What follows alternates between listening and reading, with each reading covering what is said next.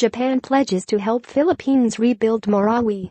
Tokyo, Reuters. Japan said on Monday it will help the Philippines rebuild conflict-torn southern Marawi city as well as other infrastructure in a deepening of ties to counter China's regional influence. Japanese Prime Minister Shinzo Abe made the pledges in a joint statement with Philippine President Rodrigo Duterte following talks in Tokyo. Duterte on October 23 announced the end of 5 months of military operations in Marawi held by Islamic State rebels in a conflict that destroyed much of the city's center and displaced some 300,000 people.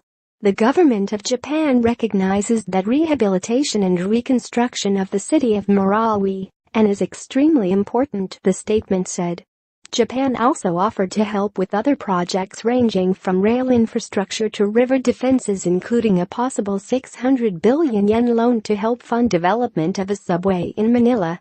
The meeting was an opportunity for Abe to discuss security in Asia ahead of key regional meetings beginning with the Asia-Pacific Economic Cooperation (APEC) gathering in Vietnam in November. I confirmed with President Duterte that we are both maritime nations sharing basic values and strategic interests, Abe said during his joint announcement with Duterte. The two countries, he added, would address common issues including North Korea and a free and open Indo-Pacific. Japan is concerned about China's growing power in the South China Sea and sees cooperation with the Philippines, which lies on the waterway's eastern side, as key ally in helping prevent Beijing's influence spreading into the Western Pacific. Duterte, unlike his predecessor, Benigno Aquino, has been less critical of Beijing's island building in the South China Sea. The Philippine leader will return home on Tuesday after an audience with the Japanese emperor. Abe and Duterte will travel to Vietnam for the two-day APEC meeting from November 11, which U.S. President Donald Trump and Chinese President Xi Jinping will attend.